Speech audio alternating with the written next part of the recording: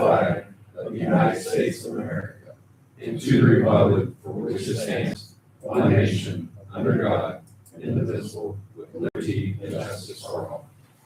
Okay, how about a roll call, please? Paul Seymour. Here. Andy Lyons. Tom Schneider. Mike Knoll. Here. Dave Staub. Here. Jim Kittle. Here. Ray Tyler. Here. Greg McAdams. Here. Jerry Eubank is present. Heather Shaw. Here. All right. Okay, we got first, we had some minutes together, or put together, Heather, there for the 3/18 county meeting, kind of short and sweet, but if anyone's got any questions, otherwise I would make, or I need a motion to approve those minutes. I'll make that motion. Motion by Dave Stops, I have a second. Second. Second, all by Andy. Yeah. All in favor? Aye. Anyone opposed? Okay, those minutes are. Oh, okay. Okay. The approval of the minutes of the 3/19 regular monthly meeting. It's the March 19th meeting. Anyone got any questions? If not, I'll entertain a motion to approve the 3/19 minutes. Motion. Okay, motion by Dave Staub, do I have a second? Second by Greg McAdams, all in favor? Aye. Anyone opposed? Okay, those minutes are approved. Let's take a look at the approval of the agenda. I have nothing to add. Does anyone have anything to add? If not, I got just the yeah. one thing, Jimmy, on the ordinance, there's Yeah. a new fee schedule for J&T to be put on the Greendale ordinance. you want to put it under Greendale? We'll talk about Green, That's what I got. Okay. I wrote it in. under Greendale levy? Okay. Yeah. New fee schedule? Okay, so we'll add new fee schedule from J&T to review plans for the Greendale levy. We'll add that. Anybody got anything else? Okay, do I have a motion to approve the agenda with that addition? Motion. Motion by Andy. Do I have a second? Second. Second by Dave Staub. All in favor? Aye. Anyone opposed? Okay, we'll approve the agenda. How about approval of the monthly claims and vouchers? Is anyone, Make the motion to approve. okay, I got a motion on the floor to approve the vouchers for this month by Mike Gold. Do I have a second? Second. Second to Dave Staub. All in favor? Aye. Anyone opposed? So the vouchers are approved, and then here's where we start that down that way. Community awareness. Paul, you want to go ahead, you and Heather, or whoever? At the last meeting, I brought it up and you guys were okay with it, but there was a question about whether we could change from time to time and present a different message or announce a meeting or something. They're gonna be real cooperative, and they said they would. So, if it's okay with you guys, I'd like to get them the agreement going and get it all started. And then I think, Heather, that's not on this, right? No. So we just want permission to write that first check, and Is that the scoreboard thing? Yeah. that's the scoreboard thing. Inside two sets, did you check? Is it gonna be? It's in and out. It's out on the football field, it's in there's a newsletter, it's in the basketball stadium, there's a whole lot of things, wrestling, and it's on there constantly. So if we have an educational thing at the adult center or anything that you guys want to put on there, we can make a call and get it taken care of. They're happy to have us in there and help us, and it helps them. It's a two-way street. And how much is it, Saj? It's $2,000 per year. Okay, do we need a motion for that, Jared? or just- Yeah, to spend money, I would. Okay, do I have a motion to spend $2,000 for the, I guess we're gonna call it community awareness on the schools billboard? Motion. Motion by Andy Lyons, do I have a second? Second. Second by Dave Staub, all in favor? Aye. Anyone opposed? Okay, great. Chairman, I want to, just on point with this, since we're talking about advertising, I talked to that Joy Martin over at Lawrenceburg, who's in charge of, I think she's in charge of the community outreach. But I had an issue with Aurora, and she was very accommodating about getting advertising or anything of city interest, especially for municipalities, onto their, their big active signs they have right across from the high school, and also the one right at the entrance to where we pull in here. There's a big sign there. I'm not sure if we just want to reach out there, see if we want to put something about the LCD on there as well, which they wouldn't charge us for. We talking about by the Catholic Church? I'm talking about right as you come to the fairgrounds, there's a big sign right there that has an animated screen. Fairground. Into Short Street there. And Third who Avenue. are you talking to? Somebody at the city of Lawrenceburg? City of Lawrenceburg, it's Joy Martin. They control those games. Yeah, they would let us do it. I think a few years back we did it. I mean, we could announce election or do something like that too. Sure. I didn't know it was gonna be Not a so problem. easy. I reached out there, she says, give me this, I said, okay, so And it's free. community interest, so. I like free. Yeah. Okay, thanks, Jerry. How about unfinished business? Actually, you want to walk us through this Army Corps of Engineers memorandum of understanding? Yeah, everybody, Andrew Brooks, we had a meeting with Andrew Brooks and Neil Cash, and this is, I just want to make this clear, this is to get us started, it's not a completion. Once plans are done and if there's, it's the same thing as we've always had going on, is that they started off and they keep track of their hours, they'll give us updates, and don't forget, they're reviewing 10 years worth of information and on 4 or 5 different subjects. So I would hope this would be it, but don't look at this and expect that to be the only cost. And if it's less, they'll send us our money back, just like they did They've the always city. refunded Yeah, money they'll back if they refund the don't money. use it. Yeah.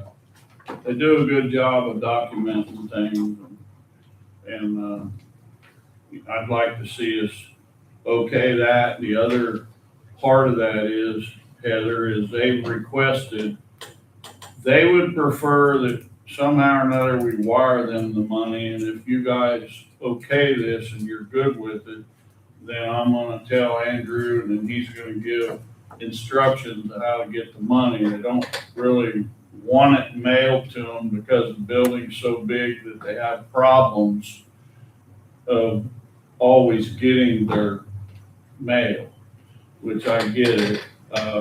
So Is that in our, we have it in our financial policy, we can wire, is that right? That's correct.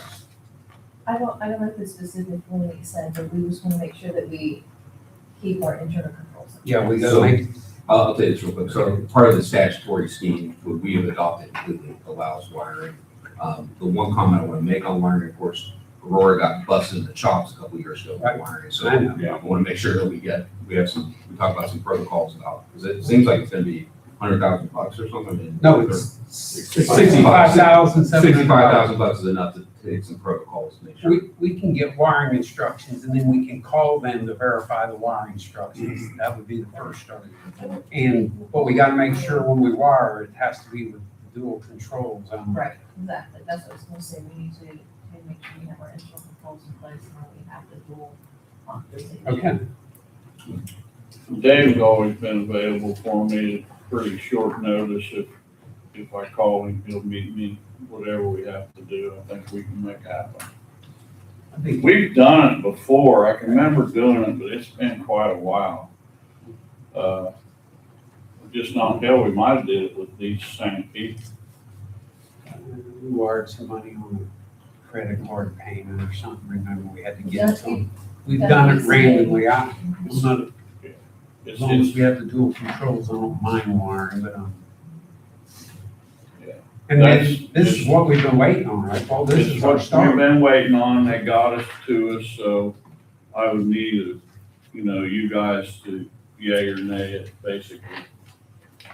Because we're gonna need, or we can discuss, but we need a motion. If we're gonna spend $65,000, we need a motion to approve sending the Army Corps of Engineers $65,700 to begin the process of reviewing Luke and John's interior, I mean, it's all right there, our O&M manuals, our interior ponding, our seepage reports.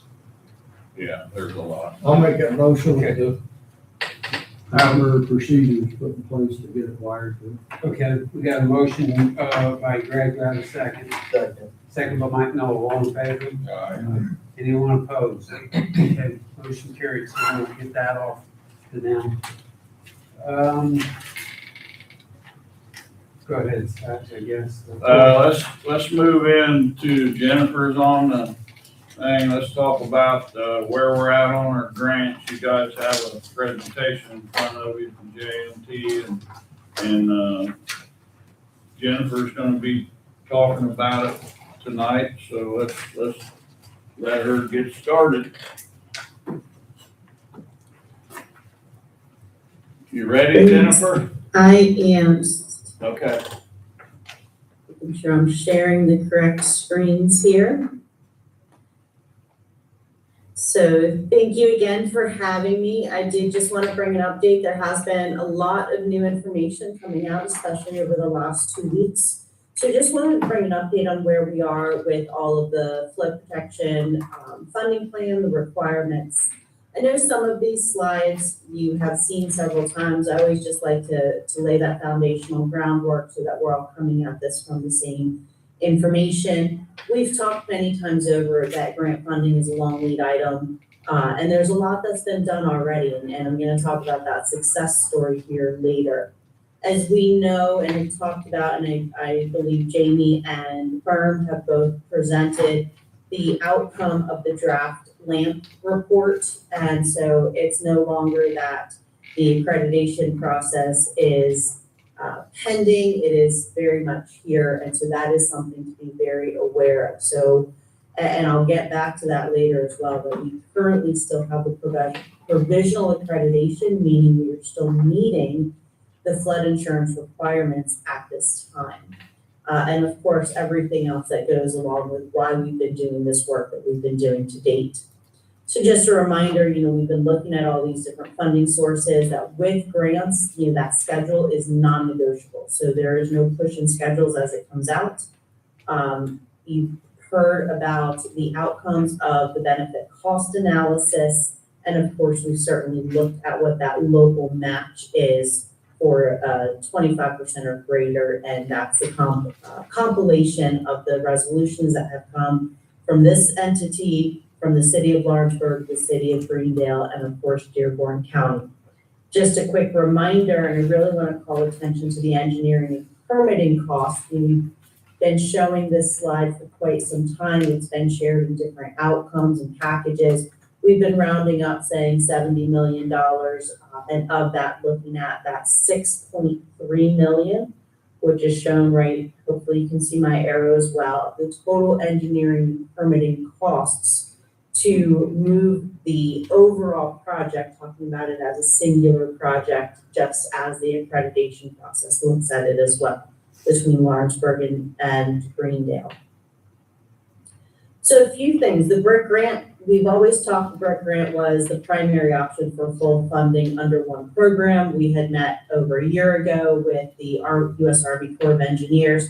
They had recommended BRIC. They really didn't have anything. Their one program that they had, which could be used for wells, is 5-year backlog at best to even get into, and that's just to get through what they have already in there. That's not accounting for anything else that's come in. It was a year ago just over a year ago, that the BRIC grant was canceled. The great news is on March 25th this year, a notice of funding opportunity was released, meaning the BRIC grant is back in play. There's a lot that goes on behind the scenes on that. I've been following it all along. It was taken to courts. That's part of why it's coming out again. This is actually for fiscal year 24 and 25, so not fiscal year 26 as yet. If you recall from prior presentations I've given, the BRIC grant is typically submitted in the October timeframe or put out, the NOFO is put out in the October timeframe. This is a special case. We don't know, and I've asked many, many people. Nobody, of course, is going to give me an answer because no one has a crystal ball. We don't know what the future of BRIC looks like, but we do know that there is an opportunity right now that has come out with a July 23rd, 2026 deadline, and the maximum grant allowance is $20 million. Now, of course, that does not meet the $70 million that's needed, but remember that $6.3 million number I mentioned on the engineering and permitting does fall within that threshold. The other thing to keep in mind is the LCD must be a sub-applicant because a state is who submits on BRIC grants. So the LCD will be a sub-applicant in Indiana. And of course, their deadlines and the deadline for consideration, and that goes into the Indiana Department of Homeland Security, their deadline for project consideration is May 1st, which is truly around the corner. Likewise, should this project move forward, the sub-applicant deadline for the BRIC grant application will be in advance of July 23rd as well. So let me go into some of the other activities, and this is where I really want to talk about the success story because there's been such a commitment to looking at this process, even as the BRIC grant was taken away a year ago. We are in a great position right now. We've already identified the commitment of that 25% local match for funds. We've already updated the Dearborn County multi-hazard mitigation plan, and everyone's adopted it. We've already completed the benefit cost analysis with a 1.96, so well above the 1.0 requirement that must be done with that as a combined levies. And we've already obtained the letters of support, the government resolutions, all of these different things. So this is a great position. And probably about 2 years ago when I came out there and did the whole charrette about grants and what that looks like, one of the things I said is that it's a very short timeline once NOFO comes out. You need to be prepared in advance. So everything that's been done has been perfect to get everything lined up and prepared in advance. The two things that are still ongoing, of course, obtaining the state support through the Indiana Department of Homeland Security, as well as submitting the actual grant application. However, we have met with IDHS, the Indiana Department of Homeland Security. We met with them about 2 weeks ago now on March 31st, so simply days after the NOFO came out. We're continuing to have coordination. I've been leaving voicemails and emails to continue to have that coordination, get some of these questions answered. As I mentioned already, the LCD will function as a sub-applicant for the BRIC grant to the IDHS, and the intention is to submit the pre-application by May 1st, 2026. All of the pre-applications will be reviewed by IDHS and identify which project should move forward. Some other phone calls and coordination we've been having is the Indiana University Environmental Resilience Institute. So they run, this section runs the Indiana Resilience Funding Hub, which is a group that really identifies the grant opportunities to projects in the state they are aware of. So they have a list of projects. As they have different funding opportunities come across their radar, they're sending those opportunities out to anybody who they have a project for. So we did meet with the assistant director, not the direction, the assistant director for strategy and engagement on April 13th. So just a few days ago, we have been added to their list of projects. At this time, his comment is that we are on the right path. And he actually recognized that with our understanding of BRIC and NOFO that we have the information already in hand. He will notify through Paul if there are any other, especially if any local or state grants may apply, and will notify us for that. Basically, it comes back to that same sentiment we've been saying from the beginning, is that really looking at the BRIC grant in its form as the best option for this overall project. So I've completed a review of the NOFO. I've also participated in a number of webinars regarding the latest requirements. I've made several phone calls to former FEMA employees as well. So you just want to bring that up to date now. So these are all infrastructure focused projects. I also want to mention that with this version of the NOFO and of BRIC, there are a handful of things that are different. So phased projects are not eligible. And in fact, if a project starts construction in any manner, the remainder of that project is not considered eligible for BRIC funding. The hazard mitigation plan must tie directly to a specific project. And in the past, they've allowed, especially for sub-applicants, if the hazard mitigation plan was pending, for that to be allowed. That is no longer allowed. So again, being in a really great position that the hazard mitigation plan is completed. However, the Dearborn County Hazard Mitigation Plan does not have a list of projects in it. And this would require an addendum to that hazard mitigation plan, especially to call out this as a project. And that would have to occur prior to the application going in. The other thing that's really critical of the timing of everything right now, and I mentioned before about the provisional accreditation. If the project is in the floodplain, as we clearly are, it must comply with flood insurance, the flood insurance program. So right now, as a provisional, having that provisional accreditation, these flood protection projects meet and comply with the flood insurance program.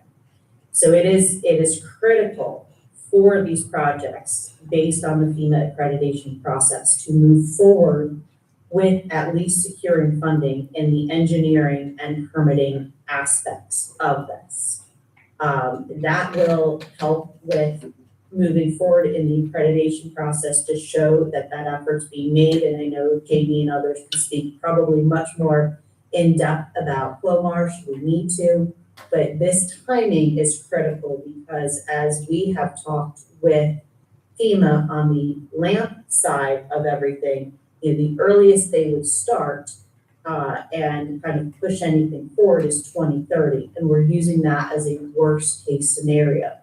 Well, completing the engineering and permitting for these projects would take several years as well. So that's the ideal of taking a look at all of this and using it and moving forward for those dollars now at this time with respect to engineering and permitting.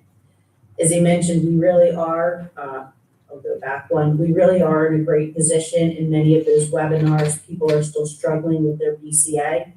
When I look through the checklist for the BRIC NOFO, we are checking the boxes. There are a few things that we will need to do to prepare materials, but in a great position to move forward looking for the $6.4 million as a sub-applicant, moving that sub-applicant's application to Indiana Department of Homeland Security and continuing those conversations to push to have this be the project that moves forward from Indiana into the formal BRIC program this year. So that is all of the information that I have to share with updates. I'm sure there's probably questions and certainly entertain any of those at this time. Jennifer, I got two things. One of them, let's back up to the hazard mitigation and the possible addendum. I Yes. have talked to Jason Sullivan. The hazard mitigation plan is in FEMA's hands, so if we could set up a Zoom call with possibly Jason and the Polish group who put all this together, and you guys could put an example of an addendum of what you needed and help them along with that, I'm pretty sure that we can get that done in a timely manner. So I would like to reach out to Jason and maybe get some contact information and have you reach out to them and try to get some kind of Teams meeting set up to where we can get right on that. Okay. I've already approached it. Now, the other thing I'd like you to touch on, and you might need a little help from Luke or something, but I'd also like you guys to touch on the Corps of Engineers. We have a little bit of convincing that we need to do to the Homeland Security Office about the Corps of Engineers and our relationship with them. Could one of you kind of touch on that and let my guys know what's going on with that right now? Absolutely. And Luke, I'll take the first go at this because it's something also I learned in many of the conversations I've had on these webinars, as well as with former FEMA employees. I do believe the concern that was brought up by IDHS when we met with them, and the gentleman's name is Ben. The concern that Ben brought up is that anything that has Army Corps of Engineers attached to it might not be as competitive through FEMA. And we did explain that this is not owned or operated by the Army Corps of Engineers, that while it was constructed by the Army Corps of Engineers, it is not owned and operated by them. And in fact, but the only piece of it is it still must meet the permit requirements. And I will leave that to Luke to say the exact numbers, because I know I always don't have the exact numbers. It had been brought up in two of the webinars that I attended, as well as when I reached out to a former FEMA employee, specifically regarding prior Army Corps of Engineers ownership of assets that are no longer owned by them, but still must meet the requirements, that those have been previously approved through the BRIC program for grant dollars. And that is not something that would disqualify a BRIC grant. Now, of course, with IDHS, we need to make sure that they understand that they understand, and this is an educational component there as well, but that they understand that LCD owns and operates, maintains the Lawrenceburg flood protection projects, that while it must still meet the Army Corps of Engineers permitting program, it is fully within your financial responsibilities and all of your responsibilities to maintain and operate it, as well as to note that there are examples, and I have asked for one of my contacts to provide me a couple of examples that we will be able to share with IDHS as well to help them with that. As part of that, I know, Paul, you had mentioned, and we had talked about getting that letter of support from the Army Corps of Engineers as well, and really that letter of statement, and Luke has had a lot of those pieces of information that really state, and the Army Corps signing off, really saying, absolutely, everything we just said is accurate. LCD owns, operates, maintains, and you just need to follow our permits. So I'll pause, Luke, if there's any additional information. I hadn't had a chance to share back with Luke some of my conversations with some of the former FEMA employees, to just add that into, it's really going to be the educational piece back to IDHS. Okay, very good. Yeah, thanks, Jennifer. You covered pretty much all the highlights there and the good points. And just to share a little bit about what we did, and having those conversations, after having those conversations with IDHS, we provided a memo, I think 3 or 4 pages, clarifying basically those 3 points. One, Army Corps built it, but they passed off the responsibility to LCD to operate and maintain, and that includes the financial responsibility. We also clarified, yes, there is the PL 8499 program, but that funding only becomes available if the levee is damaged during a flood event, and that's not the case here. And then we also clarified, yeah, there's some additional permitting, but not much. It's mainly the 408 permit. Since it was built by Army Corps, there's the 408 permit, but that's just there to make sure that if you modify the levee, it doesn't negatively impact the levee. And this whole project, the point of it is to improve the levee performance. So that shouldn't be an issue as long as we're going to meet the Army Corps standards, which we're going to do anyways.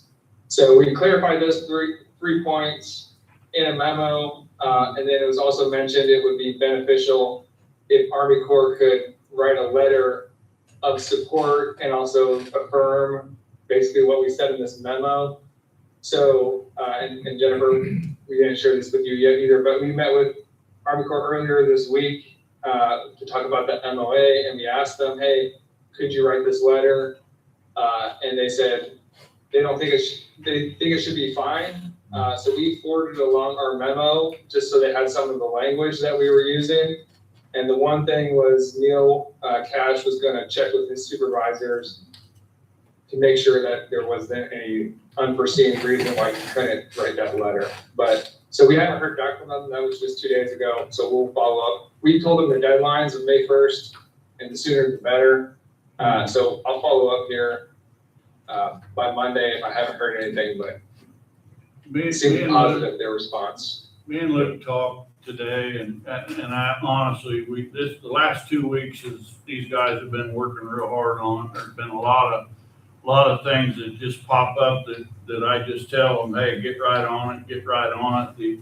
The other thing I'd like you guys to touch on is, and correct me if I'm wrong, but right now I believe we're dealing with Aaron Houchin's staff. I believe we're dealing with Todd Young's staff. And then we're on this brick and Homeland Security. So is there anything we need to touch on as far as Aaron Houchin and Todd Young's situation goes? Is there any news that we can give my directors on any of that? I don't want them not knowing everything that we're working on. Absolutely. So as far as with Houchin's office, we did put in the application for the CPF funding. And that was turned down because it was just not considered at the top of the list at this time. So we did turn around and submit it to the other office. We're waiting to hear back on that as well. It was for the same exact amount of funding for the engineering and permitting. So we are waiting to hear back on that at the same time. While we're waiting to hear back on that, we don't want to miss the opportunity, as I said, to move forward with IDHS and doing the sub-applicant application for those engineering and permitting dollars. One of the concerns, and you might be asking yourself, with $20 million as a cap, why the $6.4 million, $6.3 million moving forward? And it's, as I mentioned before, once you cannot phase a project with this brick grant. And so that's why we're looking at this as the engineering and permitting dollars. I have clarified as well that that is acceptable. And in fact, there have been those approved, especially given the detail we have into certainly the BCA, as well as understanding of the elements that are needed for this flood protection projects. The additional work going on is just going to be to continue to reach out to all of these offices, continue to seek out their support, and continue to identify and have everyone identify that this is a critical project, not just for the LCD, for the cities, for the county, but truly for the state as a whole. That this is the critical project for this year to move forward. Hey, Jennifer, I do want to make sure they understand. Erin Houchin still believes in the project. She still supports the project. She'll still help us in any way. It just so happens doesn't meet the kind of project they're looking for right now, I guess. Correct. And thank you for asking that, kind of clarifying that as well. Yes, absolutely. And we continue to meet with Michael Grimm from Aaron Houchin's office, who continues to state to us that the support is there, that anything else that can be done is there. In fact, he reached out to several of us personally. I know I had a conversation with him on the phone. I know he reached out to Berm as well. I believe, Paul, he had reached out to you. He was very disappointed that this was not the kind of project they were looking to move forward at this time. These are competitive funds. They had talked to several others. It just is something that, while it's completely supported coming through their office, in order for them to get it through to actually go into some of the additional funding, it would not have been supported at the same level. The kind of blessing in disguise in that is when we met with IDHS, they actually stated, had we received the funds through them, it might have actually made it less competitive for us to move forward with the BRIC funding. So we continue to have kind of the best of all worlds at the moment. We have the support from these offices. We have their all of their support. We have still waiting on one of the funding sources, and we have still maintained and set ourselves up very well for a very competitive application process moving towards BRIC dollars. Hey Jennifer, one other thing, the last time we met with Ben, we were gonna try to get another Zoom call together with Ben and possibly Ben's boss, I believe. He said. Ashley, yep, thank you. Mhm. I mean, have we been successful?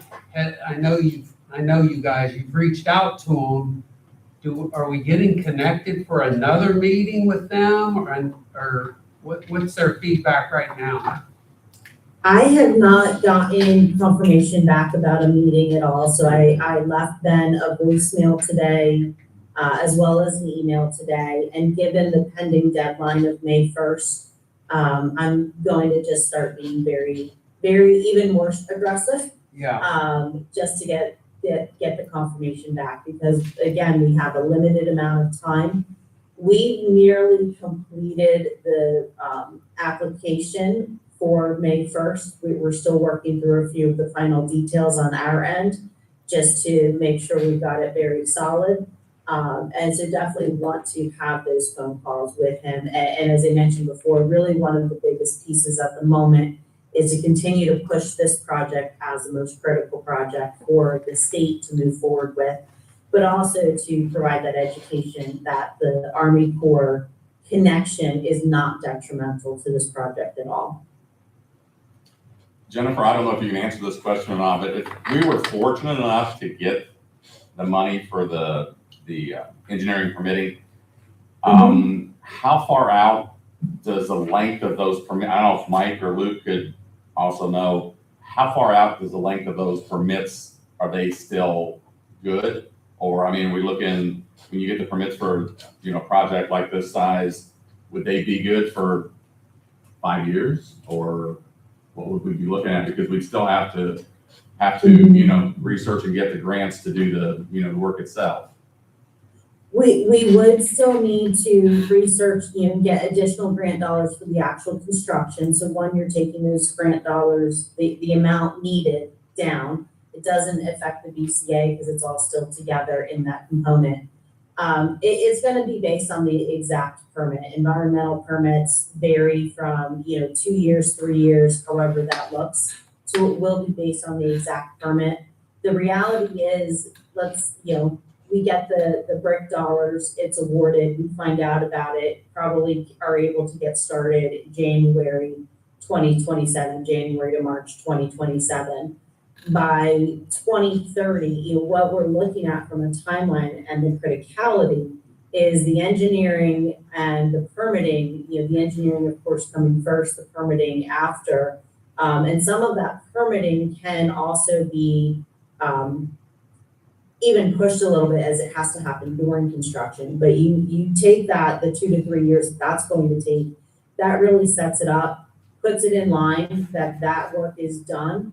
That goes back to FEMA from the LAMP perspective and the accreditation perspective, and kind of gets the whole project into the FLOMAR.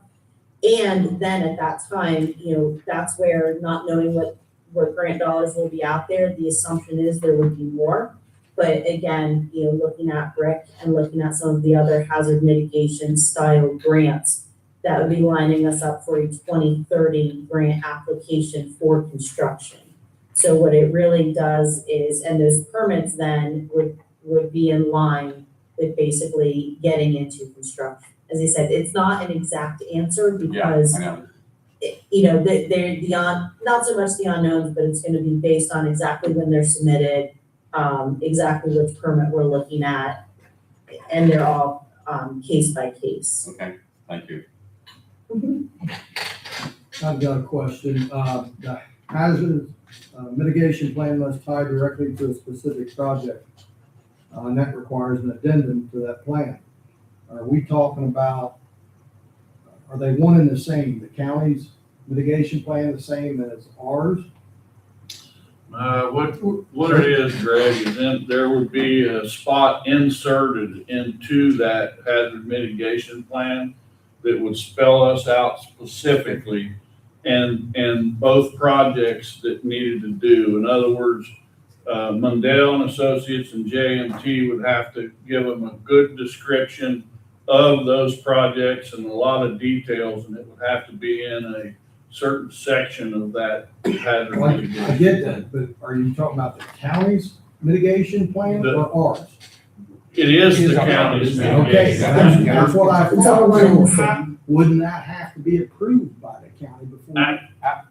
That's why I mentioned Jason Sullivan. That's why he has to be, he's the one that's in charge of that hazard mitigation for the county. Correct, Yeah. but wouldn't the board, his board have to okay that? That's more of a legal thing. The correct answer is not only would the county have to approve it, any other city or any other body that's also part of the plan. would have to. I'm not sure you could get that. Oh, I know, it's before May 1st. we thought about it, it's a tight, it's, They don't, do they have meetings scheduled? County doesn't. No. We're not gonna get that done before May 1st, but But we we can't still- not work on it. but we want to No, still. I get that, but we could pretty much shoot the May 1st in the foot right now, because we're not gonna make that May 1st deadline. Not to get all that done. now. Correct, okay, that's what I was getting. Now, Jennifer, question for that addendum for the hazard mitigation. Does the state need that complete?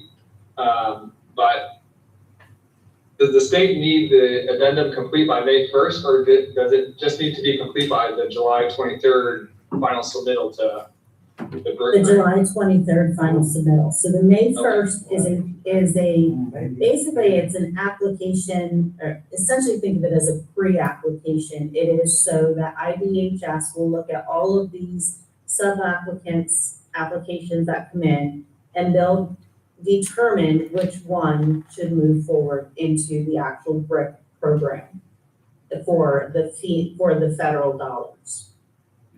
And the individuals that have essentially the best shot of winning the dollars, which when we spoke with Ben, he wasn't even aware of others that were ready to move forward at this time. That he had not finished all of his due diligence and reaching out to everybody. And he was still doing that. But at the time we met with him, he was not aware of others. Jennifer, So- just, sorry, I don't mean to interrupt. Please go ahead. Get someone else. No, I was simply gonna say, so as far as the application for May 1st, we've checked it as yes, and then noted addendum. So Jennifer, I think you may have just answered that last line. I was wondering if we could just say, here's the amendment pending approval. If we could do something like that to at least get it into their hands so we're competitive. Do you think that helped? I mean, does that move the ball any, that we go ahead and make that vote now amongst our board prior to getting everyone else's approval? It probably would help, and this is really where I want to have that conversation with Ben again to explain. And we did talk about it and said, yes, we have, everything has been approved. The reality is there were no projects listed, so it's not like our project was not put in there. There were no projects listed, so it is truly an addendum, and I think that will be beneficial in the explanation. And yes, I mean, I think for now, it's whatever it takes to make sure that we can move everything forward as quickly as we can, is what we need to do. Chairman? Yeah. I wouldn't mind calling for a motion right now that we authorize the amendment to the plan. I think it's, to get that done. I know that July is the date, but it would be nice to have that for May 1st. So, and we would rely upon Luke to put the information together. We need to have that meeting, with the county. I think we could get it done by July, I think. I mean, I'm good with it. It shouldn't take too much to put the information together, right, Luke? I mean, you should have everything. And Jennifer, we should have everything together. Mm-hmm. Yep.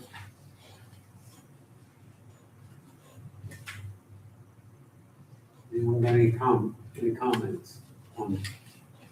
Do I have a motion? I'll make the motion to, okay, The addendum? required mitigation plan addendum. Okay, I got a motion by Greg, second by Mike, all in favor?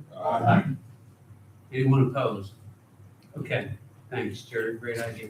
Hey, Jennifer, one more question on this Clomar. Walk me through that. That's key, but if you get, in FEMA changes the lamp in 2030s, in order to do the Clomar, do we have to have the funds to do the project, right? I mean, it puts us right there, we have the engineering done, but we still may not have the grant. Does that buy us time with FEMA then? I will actually defer to Luke or Jamie for that because I am less versed in that process than I am in securing the dollars for Okay. you. Jamie, I'll give my take and then you can chime in too. So the LOMAR and the CLOMAR are two different processes. So if the LOMAR proceeds and they're gonna try to map and, work towards that 2030 deadline, if at any point the CLOMAR can just be submitted with construction plans, my understanding, I don't think they're gonna look to see if you have funds or not. You submit the plans, hey, these are the plans, we're gonna start the CLOMAR process. If that's started, that's a way to do the accreditation totally separate from the LAMP. So if the CLOMAR started with the construction plans,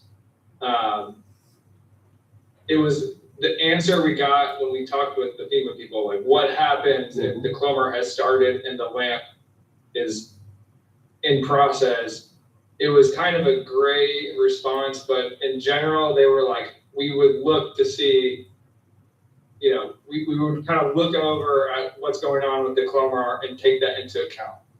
But I think to answer one of your questions you asked, Jim, I don't think FEMA will look if you have funds or not to complete. Okay. Like you just submit the proposed plans and start that CLOMAR initiation, is my understanding. Okay. Jamie, do you have anything to add? I agree. I have not seen where they check to see that you have funding available. It's strictly a technical review that if you were to build this project the way it's shown on the plans, that it would have this effect on the FEMA mapping. So yeah, I've never seen where they look for that to see what kind of funds you have. It's strictly a technical review. Like you said, I think, if we have that initiated and at least in process or can get it approved, then that certainly it seems like it would maybe buy us a little bit of time, additional time, and maybe they would, turn their attention to a different levy system that was in a similar position but didn't have that action initiated would be our hope, I think. So I think that's a good track to be on if we can do it. And one thing on this CLOMAR, if we would submit that, I remember in a meeting, if the engineer certifying the levy, we submit this CLOMAR, they're not gonna actually come back and say, we don't like your plans, is that right? FEMA's not, if you guys are willing to certify the levy, they're not gonna disagree with what right, Luke, you were there too, I think, and I was at this meeting.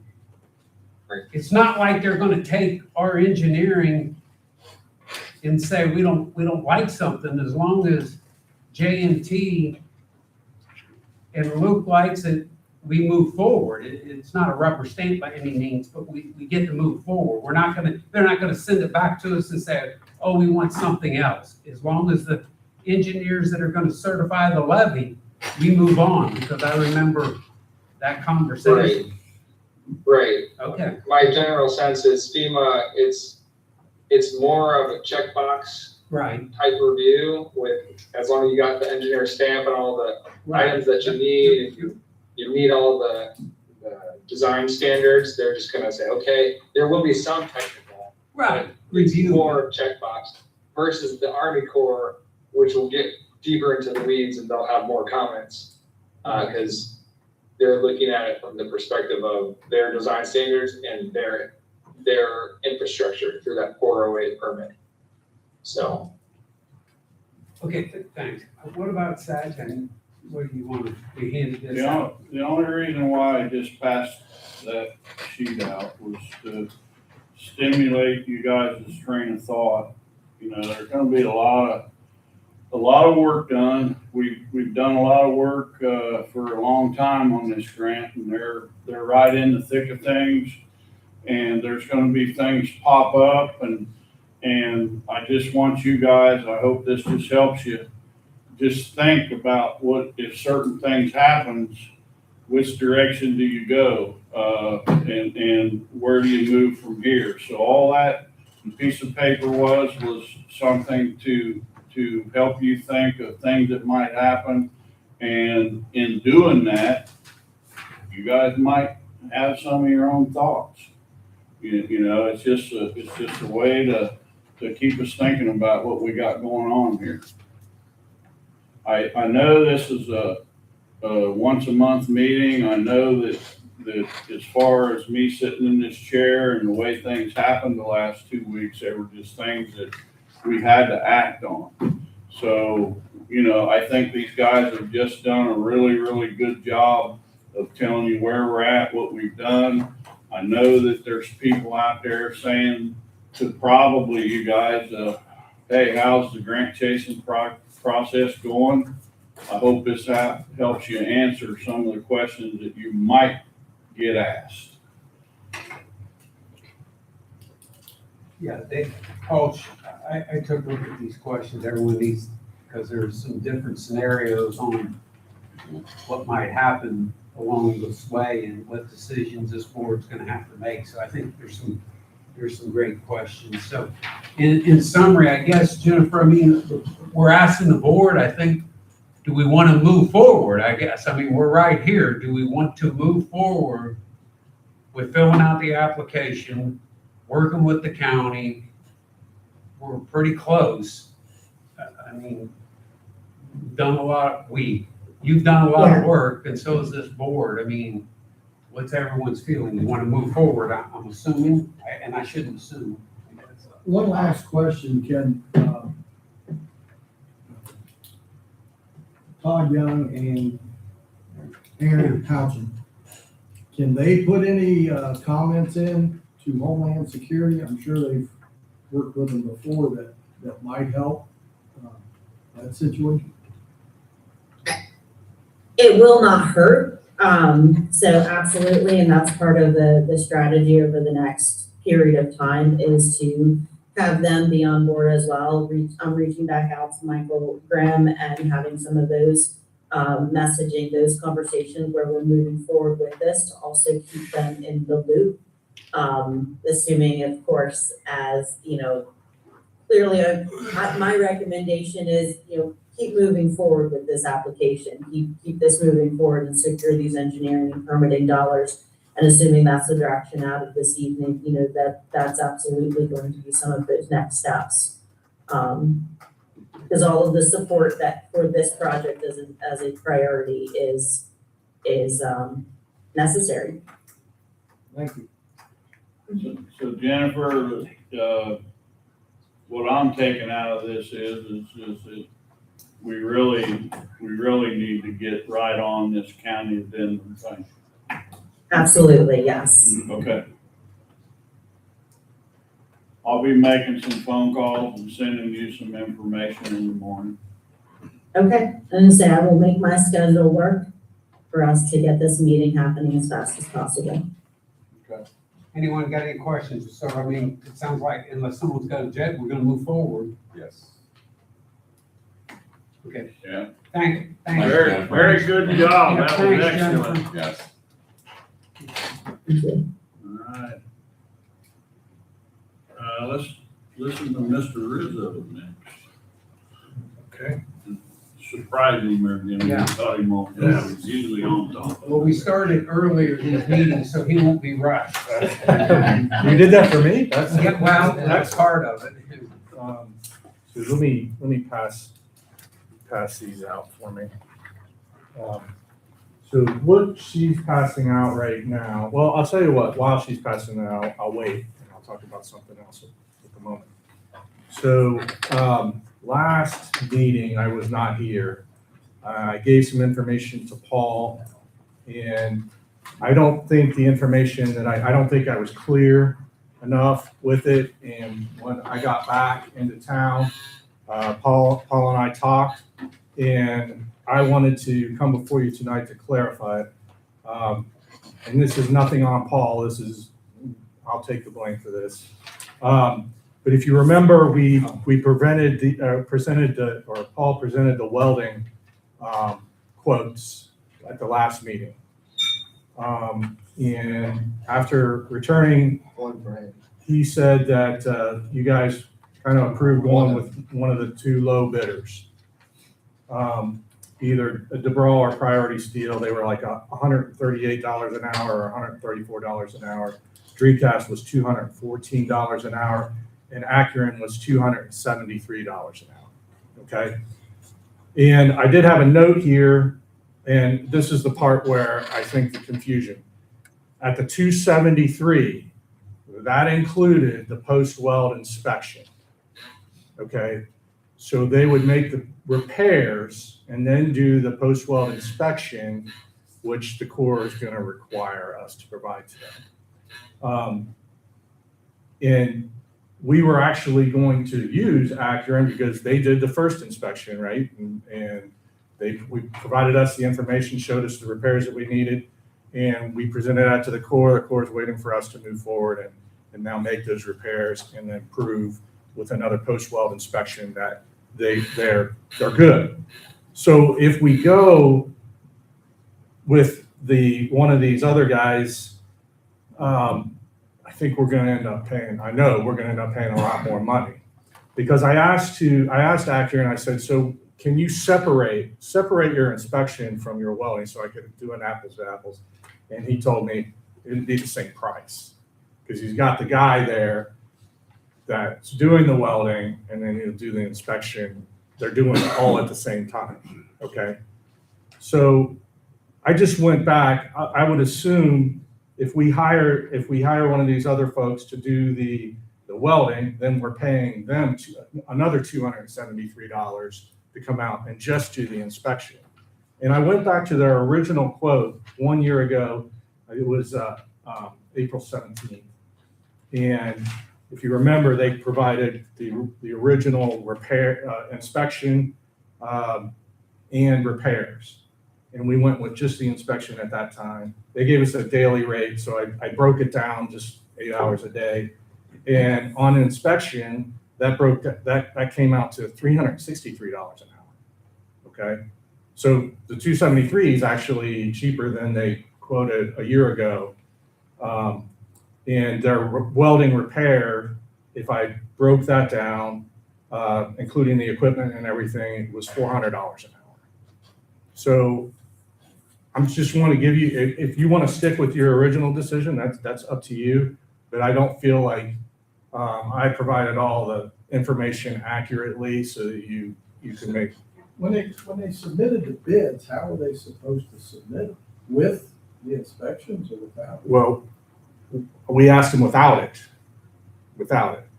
So Acuren, is saying, for 273, we'll do it all, But that's hard for us to compare until we know what the other folks are doing.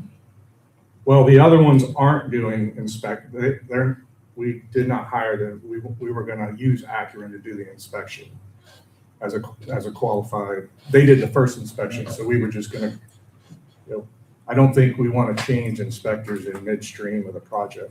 Well, that would be my recommendation, not to do that. Acuren was the only one we could find that answered all the Corps' questions and pleased them with them doing it. Yeah, we had to go, if you remember, we went through a lot of hoops with this through this one gentleman at the Corps. to get this approved.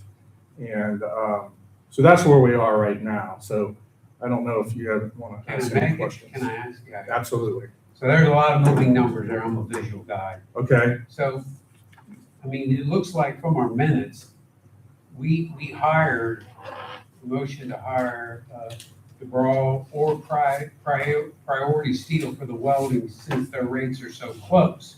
So we're gonna hire either one of them. Yeah. But what you're saying now though, and I see what Greg's saying, they weren't all bidding the same thing.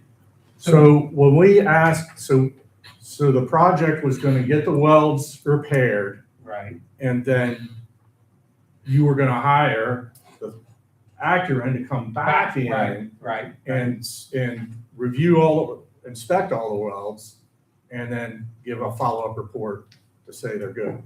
So none of the other people can do the follow-up. They're not qualified. So we're gonna have to use, right? Well, I don't know that they're not, we didn't ask them for that because we already had established this relationship with Acuren, and we wanted them to come back. They did the first inspection. Right. We wanted them to come back and do the follow-up inspection. But The they're the only one confusion who is- checked all the boxes with Yeah, the Army Corps though. That's what I mean. correct. The confusion is when they put in their quote, it was $273, and and in the quotation, it says, includes post-weld and weld MT inspection. And so I immediately saw that, I called him up, and that's what he told me. He said, well, it would be the same price. If we're just doing the repairs, it's gonna be $273. If we're gonna do the repairs and the inspection, it's $273 an hour. So, with that, it seems like they would be the most competitive number, because otherwise you're taking the 134, the 138, which were the too low, and then you're adding 273 to that. So that puts them. But they're doing two different jobs, correct? They're gonna do the welding and then they're gonna inspect it, correct? With the people that they have on site, yes. Okay. But I don't understand how they can get it done any quicker, because the Yeah. welding's gonna take a particular amount of time, and the inspection's gonna take a particular amount of time. Yeah, So they're gonna end up costing us more in the long run, because the other two can do the welding for 138, and they're gonna charge us 270, whatever, to do the welding, unless I'm missing something. well, By Looking at the the- time Acuren gets their welding done, they've already done the inspections. How did you inspect your own welds? Well, the guy's gonna be there welding, and he's also gonna be qualified to give a report saying the welding was done to satisfy the Corps in the ways that they've done it. And what's gonna happen with the other two is if after what we went through just to get Acuren to do the inspections on the floodgates, I don't think we wanna ask any of these other guys to go through what we went through with well, I Acuren. don't think some of these guys are qualified to do Yeah, to do this everything. inspecting, Michael did the research, and these guys do inspections, that's a big part of their business. Yes, Um, yes. They travel all over the world and inspect some very serious pressure vessels and different items. So they have the qualifications that these other groups don't have. That's why we were gonna stick with them on the inspection. And I'm not trying to sway you away from your original decision. I just wanna make sure you had all the information so that you understand how this is gonna fall out in the end. If we use, It sounds like we need to ask the Bromwell and the other company to provide a report including inspection. I agree. I just don't know if I agree with that. I wouldn't do that. That's my We- personal opinion. Andy, we really had a lot of problems pleasing the Corps and this guy. You remember this guy? He's the one with the picking hammer. Yeah. And he really worked on Acuren to the point where I almost thought, well, hell, Andy don't want to work with these. They had to provide a lot of follow-up information, just to get this guy to sign off that, yeah, we'll approve them doing this. I'd hate to have to start that over. I mean, we can ask them to do it, but then we get their numbers, then we gotta see if we can get them approved through the Corps, if the Corps is gonna accept it. So the way I would look at this going forward is, okay, we got our welding prices. Just know that it's gonna be something above that, which we already knew to begin with, to have Acuren come in and do the inspection. I just wanted you to understand that the $273 an hour did include the inspection already. So So if they don't do the welds, then we ask them how much the inspection's gonna be. I can go back and ask I them. mean, to me, Well, that or we shouldn't. I mean, if you go back, that's why I brought up their quote from last year. And if I use that number, it's $363 an hour for the inspection, because you approved, it Right. was 2908, $2,908 was a daily rate. We even gave them extra days because we didn't. Correct. Stop 4 or 5 days, we gave them extra days. So I just crudely divided that by 8, and that's their hourly rate. So I'm just looking at it, I don't know how fair this bidding process was. You can't compare apples to apples. I understand what you're saying completely. We probably should have recognized that in the beginning. Well, I think we did. I think we found an inspection team that pleased the Corps. But the So bid. now we're gonna take the second half of the work and inspect it with somebody else. I just don't think that's what we should do. I mean, if anything, Then why would we allow the other two to bid? We shouldn't, He just told you we can allow them to do the work. yeah, I mean, if you want to say, go ahead and not have Acuren do the repair, that's fine.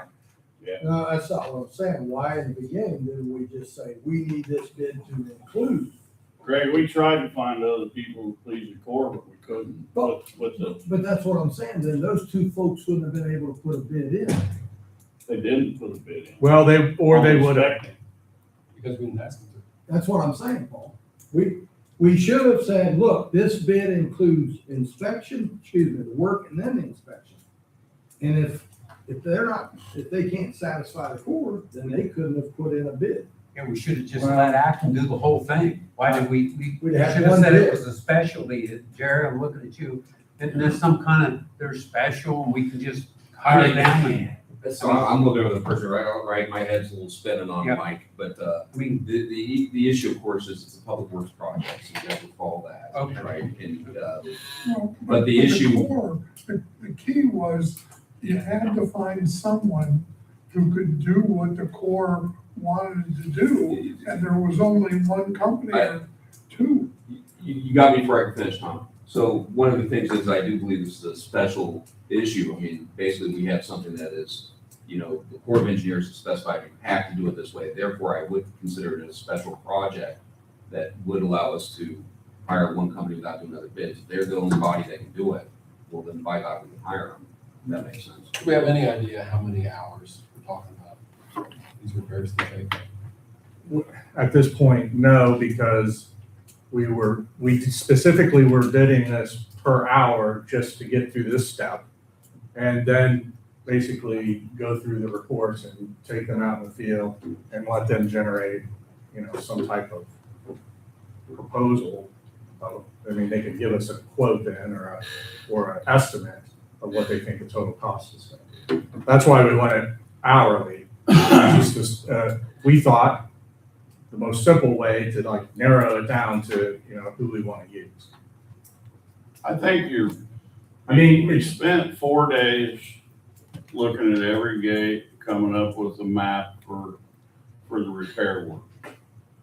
So now you've got that narrowed down. You're not looking at a whole gate. You're looking at 20 or 30 welds, probably. So you're taking that 4 days, and in my opinion, you could probably look at a day, 2 at the most, for after the repair work's done. They should be able to put together a inspection of the welds and then a report to the Corps as far as, that's my thought on it. Because, we had them look at all the areas of the of the floodgates. So the Corps never really worked with the two lower bids to see that they could inspect, correct? The only thing the Corps, no, that was our job. And they were never asked to do the inspection because of this guy was asking, I'll tell you how we got this going.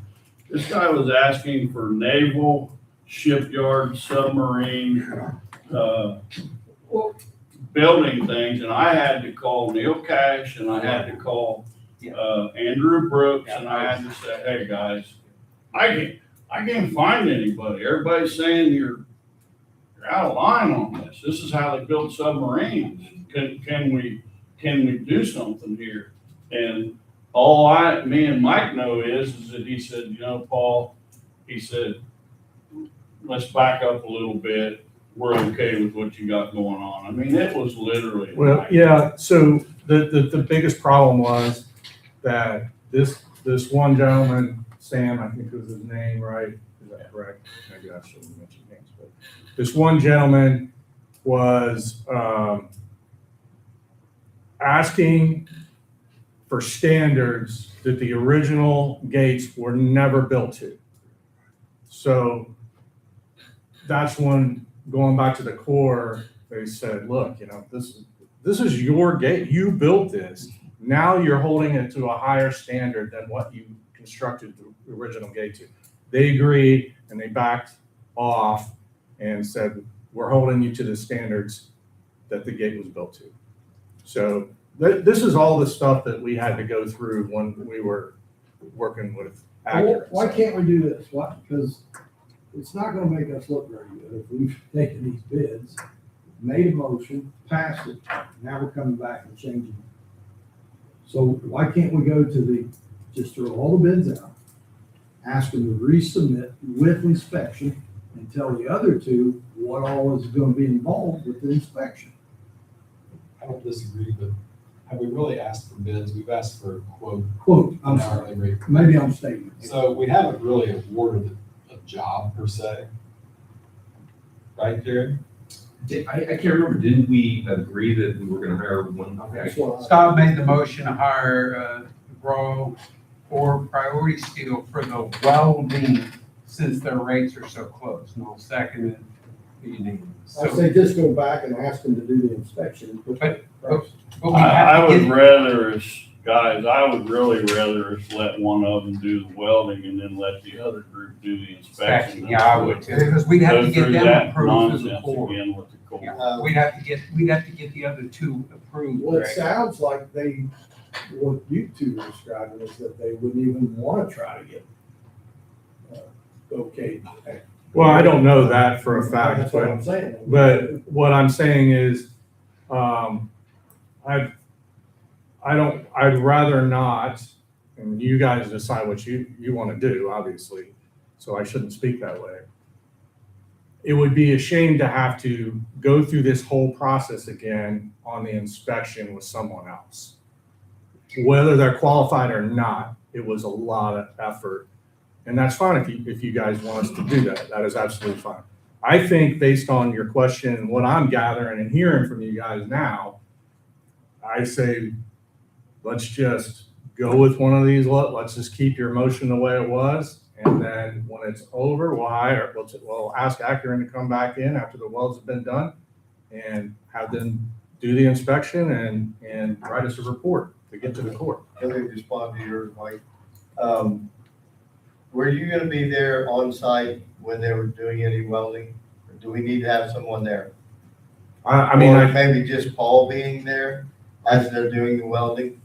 I don't think you need somebody there the full time, but there are certainly some people, we're gonna have to be there because not everybody knows where all these gates are, you know? Well, then Paul can be there. Yeah. And basically to find out, are they on the job, are they doing the work, and how many hours? Pay them that 134 to roll, have them come in and do all the welds.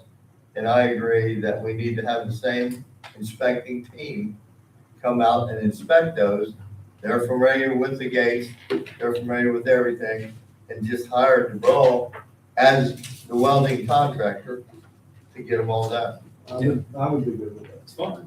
That's what the motions were, right? That's right. Well, I guess I'm just saying it again, so we can now So, but move on to. So if but we never did hire Acton to do the final, or did we?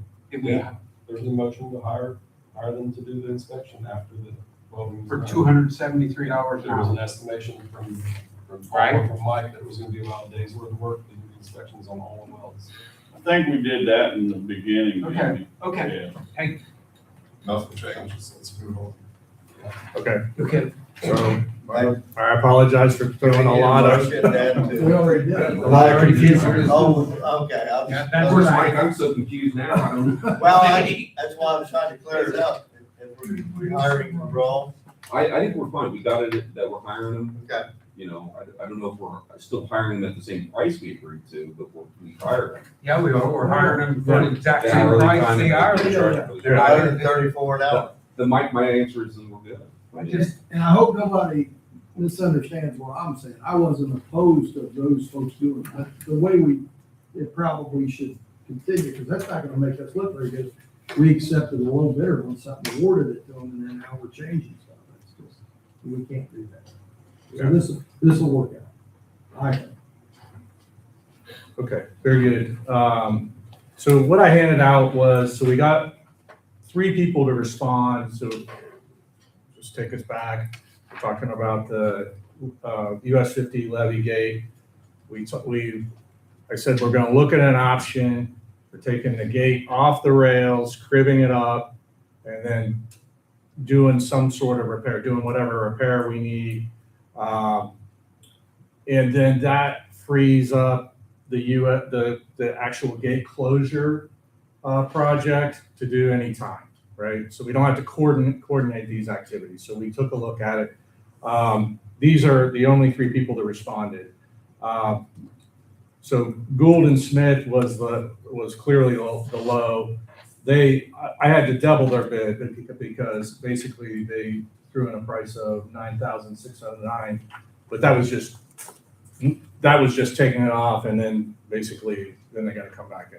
So so their bid is essentially just right under $20,000. So I guess at this point, in order for me to move forward with the whole levee gate closure, I could start, if you guys think that this is a good approach and a good idea, if you want to move forward with this, which I think is the better approach, to spend $20,000, take the gate off. I know Paul was talking about actually looking at the casters on there and everything to things that parts of that gate that we can't see when it's in place. If you guys are good with this, and then we can make the repair on a coating or whatever we're gonna do to the rails to try to preserve that into the future, then I can go ahead and start working with NDOT and start working on the closure at any time, whether it's before we do this or after we do this. I can get with you, Paul, and see what you think's best. I would say, let's do it and get it over with, the closure. But it'll just give me direction of where you want to go with it. Just describe to them why we're talking about pulling the gate off and. Okay, so this all started, so we got somebody out there looking at coatings on the rails. Those rails are in pretty bad shape. And we can't even see the one in the back until you close it, okay? So there was just a bunch of things came up, like we're gonna close this gate, try to have some sort of repair, a preservation plan in place for the rails while the gate's closed over 50, okay? Do the work, which if it is coatings, that takes good weather, it takes time for curing, it might be multiple coats, there might be a lot of prep work that we gotta do that we don't even know yet because we can't even see the back rail. And then we might see something worse than coatings would even take care of, right? So that's how this all came up, because we're talking to NDOT we're coordinating this closure, but in the conversations, we're like, well, okay, what if it rains the entire time that we schedule this closure out? I can't just tell NDOT, we're gonna do it tomorrow, right? This has gotta be scheduled out. And we gotta get traffic control in place, detour, and then they wanna know exactly how long is it gonna be a week, is it gonna be 2 days? Well, that's why we started this process with the coatings folks to try to get an idea, and it just was blowing up. And so we thought, let's just price it. And I think I came before the board and said, let's just look at this as an option where we can do these two things separately. And that's really gonna work a lot better with the coordination with NDOT. I don't think this is a really unrealistic number for what we're gonna get. There will be some traffic control with this. It's not in their number, that they're excluding that, but there will be, right up against the levee, there'll be a lane closure that we'll have to coordinate that with while the crane's there moving it. So it'll be a shorter period of time. But Let me ask you what, for this, get the crane, they're just gonna pick up that gate, yeah, lay it off to the side. they're gonna crib it up off to the side, yeah. Yeah, and maybe there's some other things that need to be looked at on the backside of it. You don't really know what may occur. Plus, like you said, if we close that and expect to open it, it may be a week. We can't have that closed off for a week. Right. So I think it needs to be two different jobs. Sure, absolutely. Cribbing's included? Yes, Do they crib it up and down? vertical, yeah. Okay. That's good. Mike brings good points. The only thing I would want you to think about is when you're cribbing that and it's upright and vertical like that, I'd like some stabilizers. I agree, yeah. But it takes two cranes to do this job, because they gotta be on both sides of it, and they gotta coordinate the lift. So, I mean, it's, for 20,000, this is a lot of work. Oh, yeah. So what currently the rail itself that it rides on, is that just the normal railroad? I don't believe it is. I guess I'd have to go back to the original spec plan. It doesn't really look like it. It looks something special, just specialized for that gig. Yeah, I thought it was regular rail. I think it Does it? it It's is. just regular train. It makes me wonder, I mean, there's rail out here that Oh. trains traveling on every day. Then how long For has it 100 been sitting years. there? With a lot heavier So stuff. it never sees the sunlight, it's Yeah, always damp. Because when you get to the road, Andy, The road's fine. just like all the other railroad tracks you look at, nice and shiny and no, but when you look at what's underneath that gate, we're flaking, 30 seconds. It's terrible. Yeah. Hmm. Really gonna cause a big problem someday. So have we looked into what it would cost just to go ahead and just replace those sections Well, under that and not even worry about coating them? so, absolutely, well, I have not yet, because unless you approve that this is the way we want to proceed, then that opens up other options to us, right? Yeah. We can, once we get, we can look at that, just replacing the rails as an option. But, if we're gonna just close the gate and try to do something and roll it back, our options are really limited. I'll make a motion that we hire a crane company to come in.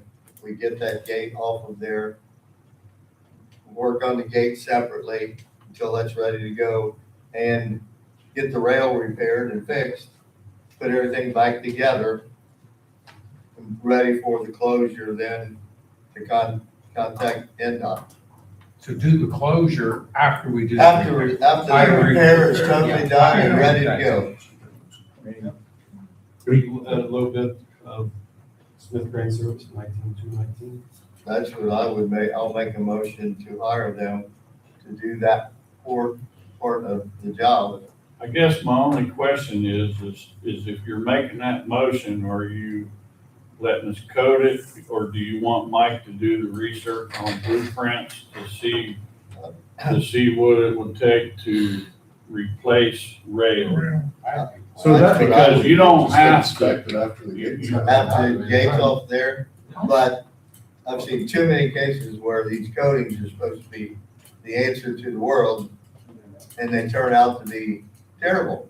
right, And in 2 or 3 years, you may have the same problem. yeah. So I think we need to price out Well, why, new rails. why don't you do your motion just for the gate and the cribbing, and then Mike can come back Yeah, with I some- think that's what I was really motioning, that we hire this company to get the gate off of there. But I would just make one, if I may interject, just make one, just think about this for a second. If we do the closure first, I could have contractors there, if we put a plan, and say like we want to research and replace these rails, and we do the closure, I can have contractors there that will be bidding, that could bid the job, that could see everything exposed while we're doing the closure, and we pull the gate back, and then we can get the bids for the work, and then if you want to do the work, then we can remove the gate and do the work.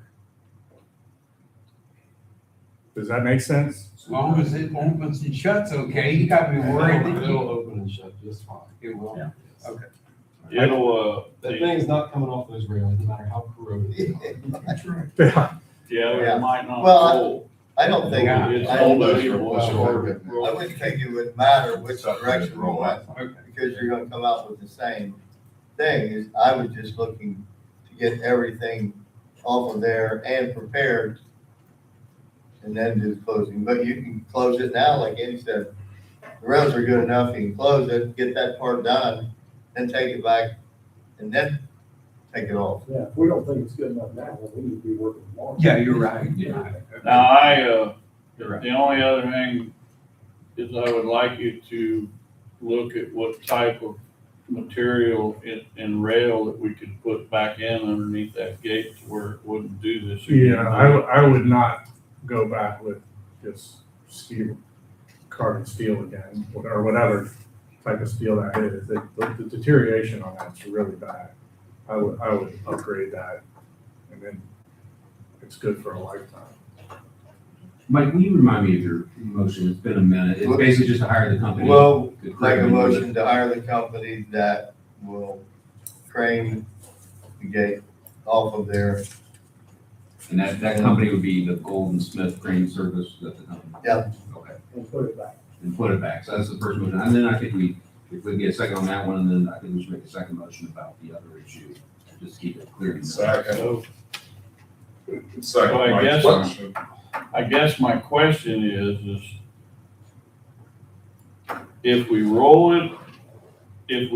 it out and pull it back, First. do we need to take the gate off until we come up with the project that we're gonna do and we're ready to do it? Right. Right. Correct. Yeah, we won't take the gate off I'm until gonna we're do it ready. twice. Right. Okay. You can do it in one of two orders. So You we, can do it first, or you can do all the repairs and get the rail replaced and have the gate off, and then close it after you get everything I done. say let's close it. Close it Get a first plan. and get that done. Close it. Get an inspection, get a plan while it's closed. We're not gonna do any work. When it's open, you're gonna bring contractors down, you're gonna have them look at it. You're gonna do research on the old set of plans to see what it would take to right, put new rail in that part of it. right. We'll already have all that together. That'll be in the contractor's hands. Then they'll actually be able to inspect what they're dealing with while the gate's closed. We'll open it back up, and then they'll have time to submit their bids, and we can plan the project, at any time, because you'll have to approve that too. Right, well, that's what I'm saying. The only thing we're proving is that gate's coming off at some point, and we're putting it back at some point. Well, do we even want to do that then? Because if we're gonna close it, get contractors in to see how it works and inspect it, they might have their own crane and rigging and want to do it themselves. The railroad has all kinds of neat tools too. They'll come in, and whoever's the rail contractor that you hire, they can come in and they'll resurface that rail. They have a machine that bolts right to it and just resurfaces the top of it. And Now, And do then- we, but Do we need to take it across the road? I don't think I so. don't think so. I don't think we. Can they stop there at the wall and not replace, because what's on the road ain't, it just looks like a regular Yeah, road. no, I'm with you. Yeah. They should be able to cut that if it's If not. they're gonna replace it, yeah, they could cut it there. It's Right. well back together. But, I mean, and I would suggest hiring, I'm all names. What's the big rail company that handles all these rails out of Central Kentucky? Oh, I'm not sure. Or something, I don't know. I worked with a rail company over at Proximo a couple of times. It'll pop in my head. They even had a guy that was doing the class over here at Ivy Tech for a while. That rail company did. It'll pop. One thing I might mention before it's all said and done, you might just run past the Army Corps, whatever the final plan is to replace or recode or whatever, just so they're okay, and if they need a letter of no objection or whatever. Oh, yeah, it would have to have. You're right, Luke, and from a coding standpoint, that was our first step, was to get with a contractor or a supplier to supply coatings that the Corps would approve. But we would submit that to them. And certainly, if we're gonna replace the rails or do anything else, absolutely, you're right. We would send that to the Corps. Good. So we still have that motion? It's got a second, it's on the floor. The issue, of course, I think that if I heard everyone talk, I think the issue is whether or not we want to coordinate the hiring of this company with another body that we haven't talked to yet. I'm guessing that's kind of what, correct me if I'm wrong, I kind of got lost a little bit. The motion is to hire the cheapest company, the 19,000, right, and to move it. But there was an issue brought up whether or not we shouldn't have an inspection from the Corps. Was that what was brought up? So I don't think we need to make that motion. Well, Can we just pull that motion? I'll pull my Want motion, to do it. resend my motion Okay. on bidding this out. I think that's a good point. Go ahead and coordinate with NDOT, get it closed, get that part of, okay, and check that box. After we do that, then they can look at it as it's closed, come up with including using their own cranes, and, Right. or if they don't need to use a crane, they This, code it. the purpose of this exercise right here was just to see if it was feasible, if this board thought it was reasonable to pursue this approach. And if you guys, know there's gonna be in the neighborhood of $20,000 to do this, take that off there, and you're fine with that, then that opens up some doors for us to move forward in different How long are directions. these bids good for? I'm not You're exactly always sure. running a chance in 2 months from now. We'll have to ask them again, because this closing this gate, we're probably looking, if we're lucky, be the end of the summer or early summer. So at that point, there's no way I want to take a floodgate off and leave it on a set of cribs during flood season. Oh, absolutely, yeah. So we're gonna have to revisit this quote. Mike's tabling his motion. Has anyone got any? Withdraw. Or withdrawal, I'm sorry. RJ Corn is the rail contractor. They might be the largest in the country, they might be the largest in the world, they're local. Okay. You send me that name, or I'll write it down. Okay, anybody got anything else for Mike? Thanks, Mike. Thank you. How about, let's move on. Next is Luke, you're up on an update, please. All right, we already touched base on the grant and how we work on the memo. And then Army Corps, we touched base on the memorandum of agreement, the MOA. The other thing with the Army Corps is I talked to you all last meeting about their risk screening that they've been working on. And they reissued a second draft of their risk screening.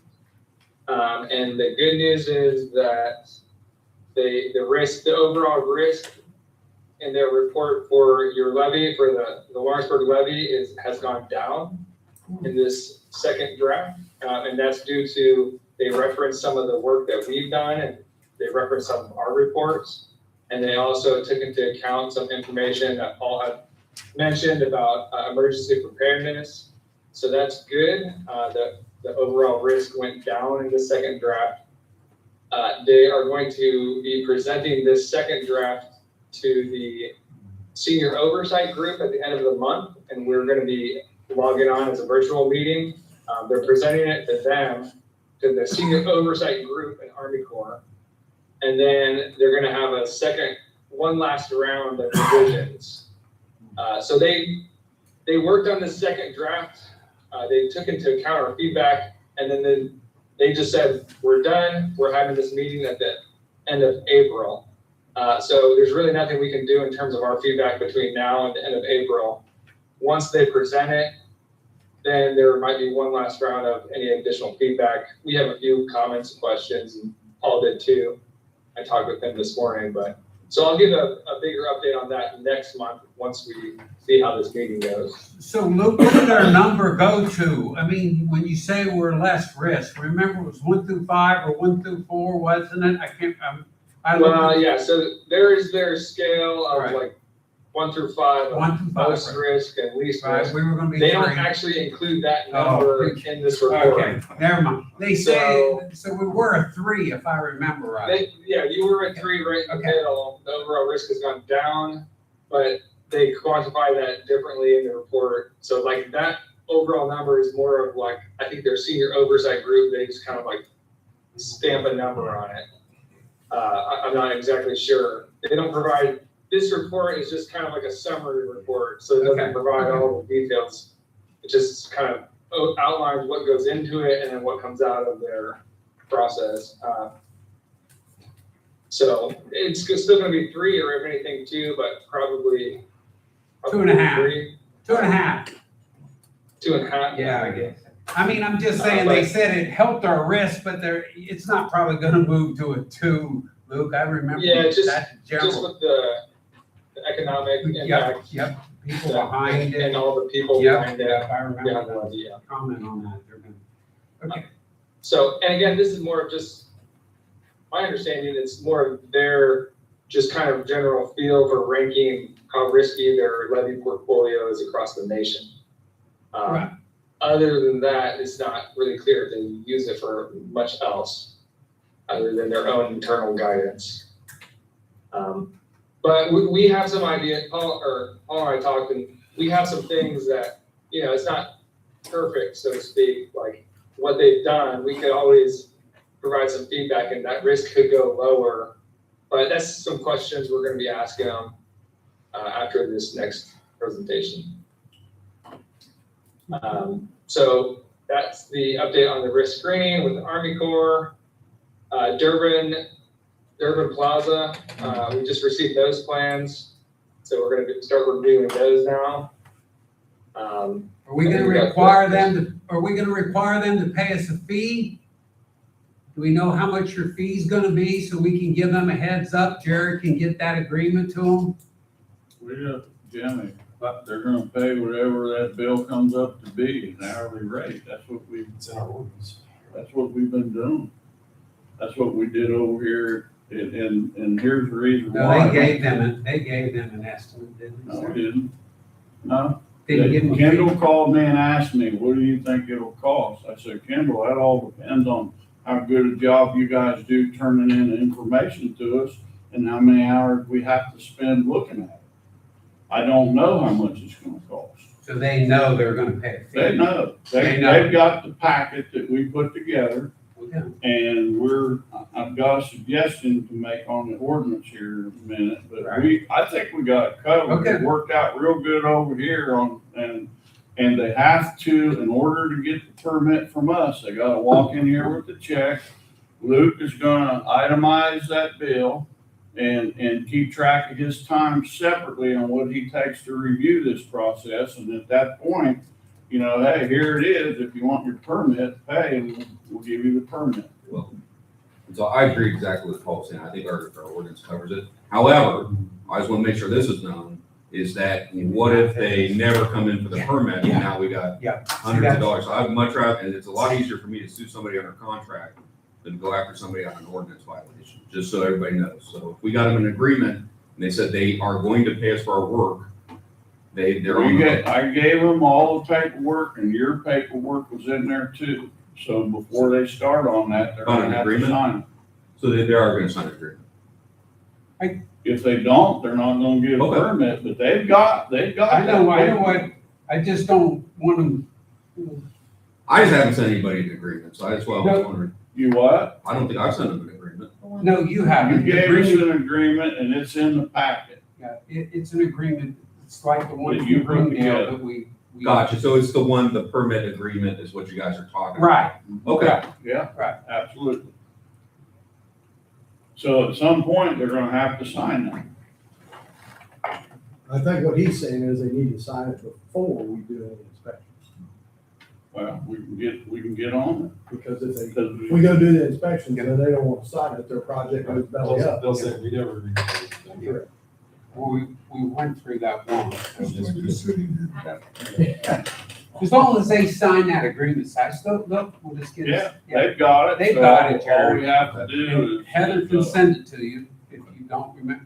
no, I remember the that's a permit though, so I was wondering what they're signing before, because that's. No, We've got, Heather, can you go print that out and show it to Jared what we get? we'll move on, but Jared, it's Yeah, it's that not way the you know. permit itself. Okay. There's You'll a remember different, when you there's see a it. different. Yeah. We're making it sound pretty complicated, which it covers a lot. There was a lot of work put in to make sure everyone understands the permitting process. Okay, Now, Luke might have, are you done, Luke, or you got any? Well, just to clarify, do I need to wait on starting anything until I get some type of signature I'd wait. or I'll, I already, last time I said, go ahead. Yeah. We got ourselves, you're waiting. You're not doing anything until they sign that agreement. okay, I'll stay in touch with Paul on that. Yeah. Okay, sounds good. And they had sent over some things and I asked them a follow-up question, so that's fine. That's fine, you can, that's I can wait fine, I'm till just they- saying that we're not gonna get very deep into it. You can bill me for your time on right today too, but I'm just saying in general, we're not gonna get very deep in that. We did Okay. that, I did that once. And then, the last thing I was just gonna mention in terms of our seeded modeling and report, what we've been focusing in on recently is, lately, or over the last several months, we have been assuming 10-inch wells at 25% penetration, and we had worked on the spacing. But we have taken a little bit of time here to figure out what's the most cost-effective way. Does it make sense to go to 6-inch wells or increase the penetration? And so what it's looking like is on the west, south, and east part of the levee where the spacing is the widest, 10-inch wells is the most cost-effective at 25% penetration. So that's good. We can reuse some of that material that we already have and go with that, as long as we can keep the flows down. So that's one thing we have to finish up checking. And then on the north slope where the spacing's tightest, it actually becomes more cost effective to do 6-inch wells at 25% penetration if we can get the drawdown that we need. So that's something that we're looking at currently on the modeling report, but it's worth our time to take a little bit of time to focus in on this issue, because if we can drop it down to 6-inch wells on that north slope, since there's so many wells, that could save $500,000, $1 million just by doing that. So it's worth our time to focus in on that. Anyways, that's the update on the modeling, and that's all I have for this meeting. Andy's got a question, go Can we ahead. not drop them all to 6-inch potentially? Right, so But we already bought, we want to use our So- 10-inch well, so. it's a balance, and that's what we've been looking at. So if you could, if you have your target drawdown that you need, 6-inch, 25% penetration, if you could meet that just right off the bat with the widest spacing, let's say 300 or 400 feet all across the board, that's the cheapest option. right off the bat. However, if you can't meet that, if you can't meet the drawdown that you need with that kind of starting with the wide spacing,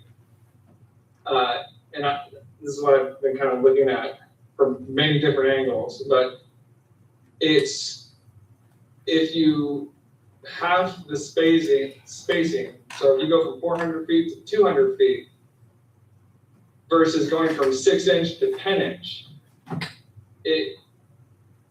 the cost for one whole well is more expensive than going from 6-inch to 10-inch and just keeping one well. So if that makes sense. So if you go from 1 to 2 wells, 2 6-inch wells is more expensive than 1 10-inch well that can achieve more drawdown.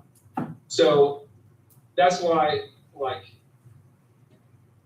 anyways, it's a delicate balance of starting with 6-inch and trying that. If you can't do it, you go to 10-inch.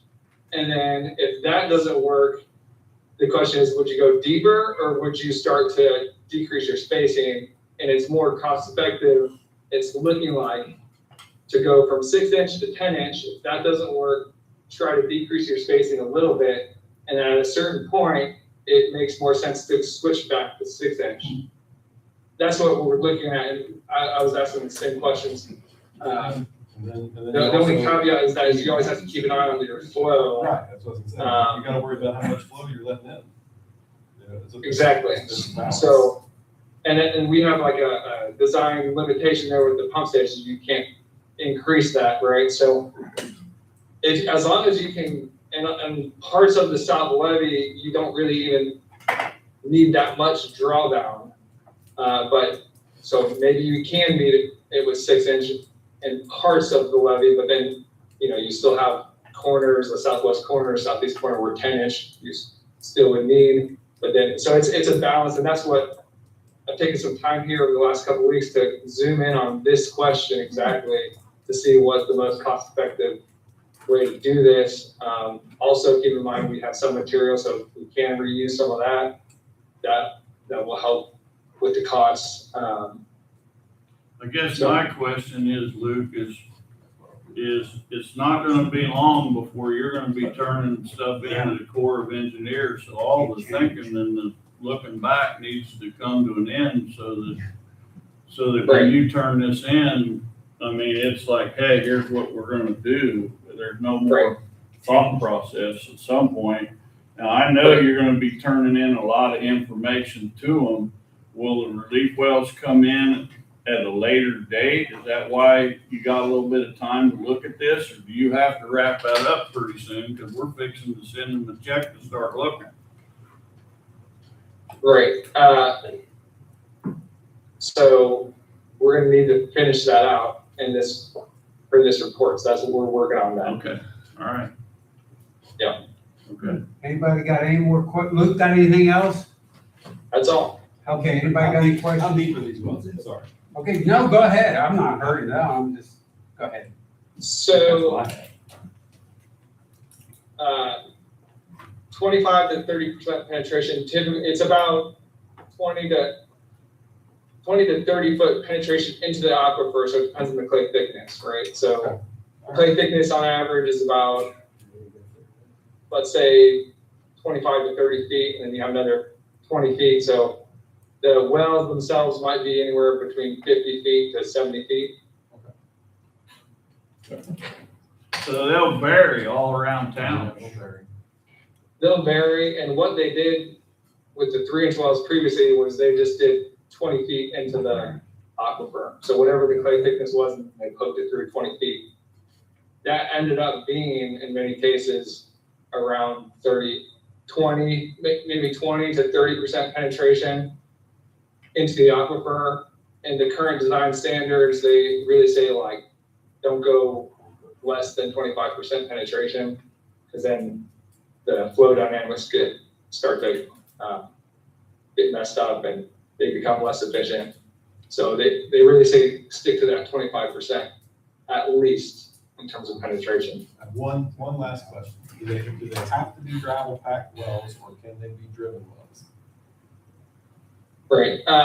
So what I know is in the the standards, typically it's gravel packed wells, and they talk about the effective radius and how they talk about the typical,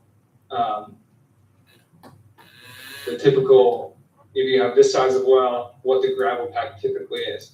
That's kind of the standard default position.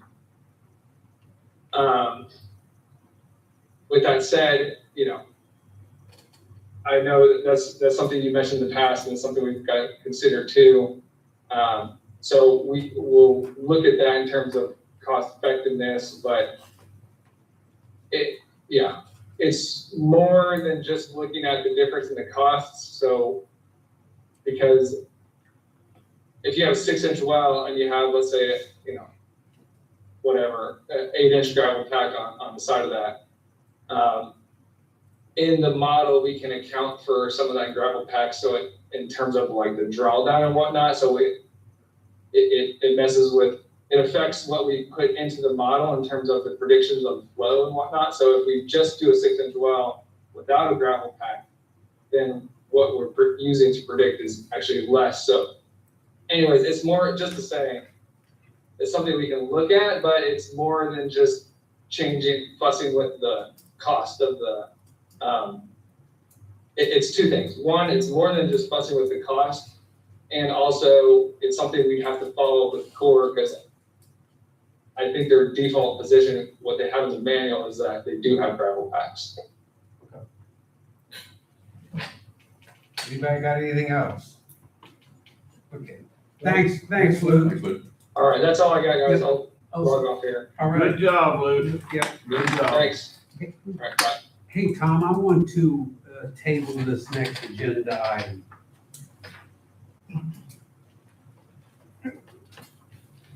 You good? No, Okay. because are you gonna table it and push it back? Yes. Yeah, That's not what we agreed on the other day.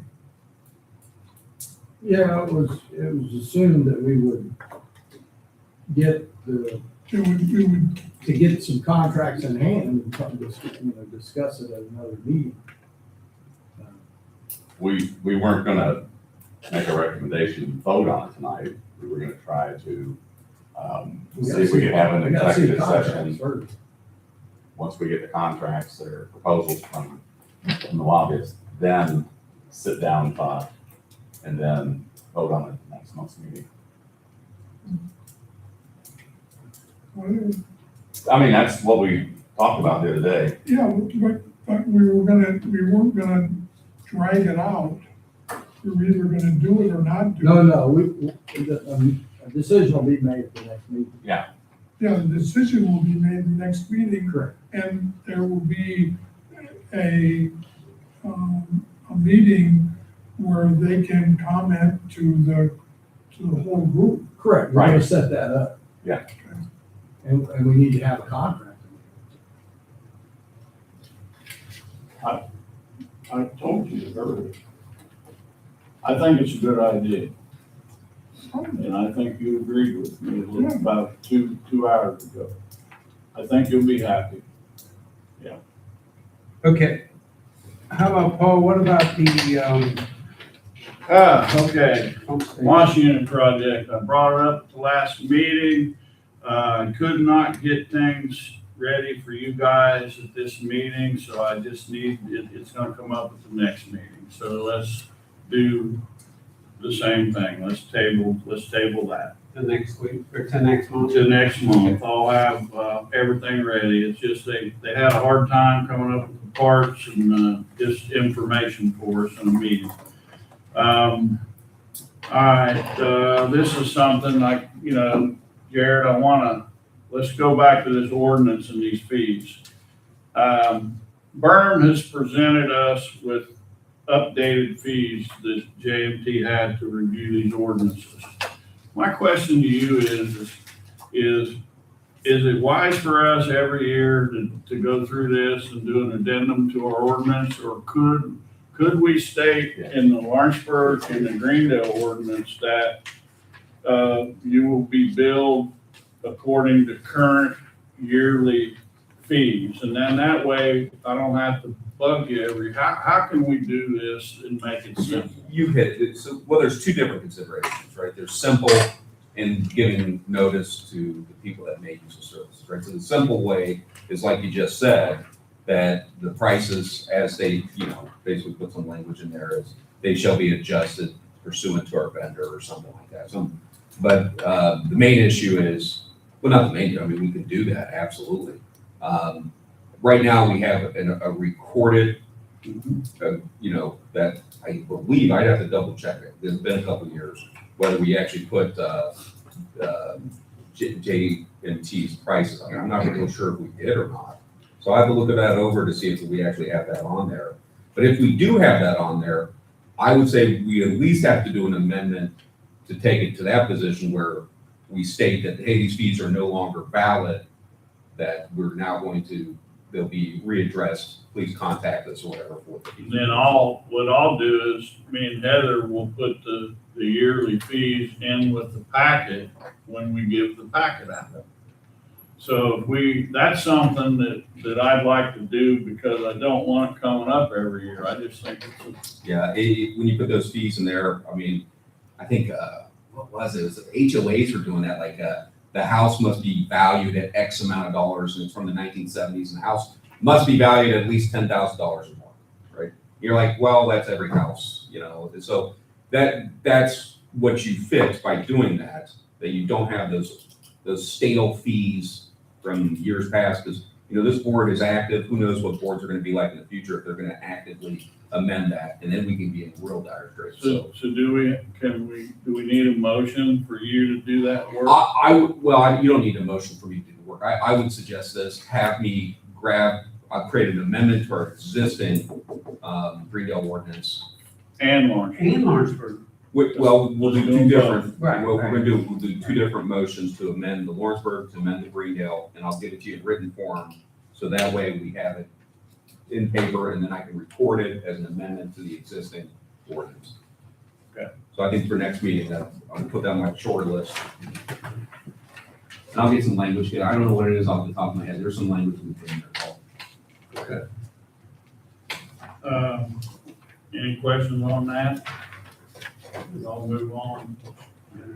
Yeah, go ahead. All right, community athletic park. I've got a water main leak out at the concession stand.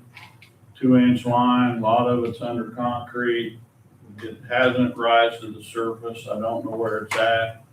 I'm gonna put a whole new main in it. We're gonna get somebody in there to bore it. We'll have to take out a little bit of cement, bring it into the building. It's just something I need to get done, so I just wanna make you guys aware of it. We're in the process of planning it and getting it rolling as quick as we can. But the leak's not costing us a lot of money. It's minor. It's probably $150 a month right now is what it's costing us, and we're trying to get on it as quick as we can here. Now Heather. These are the things that we put together for the next few weeks. Over here, one concern, so if anybody wants to make any changes to the agreement, we're gonna have that posted, so. Thank you, sir. This is the research meeting at the, So one thing I said, add the county. it's on the. Oh, sorry. So you've got the dates you're gonna do it, Heather, 4/17, 4/24. I looked them over. Approximate dates. Yeah, no, I think it's, unless someone's got something that, I think that's a good start for the next, just post on social media. Yep. Okay, let's move on to, and I'm gonna take this one. Under attorney report, the Lawrenceburg payment, I think at the end of the last, at the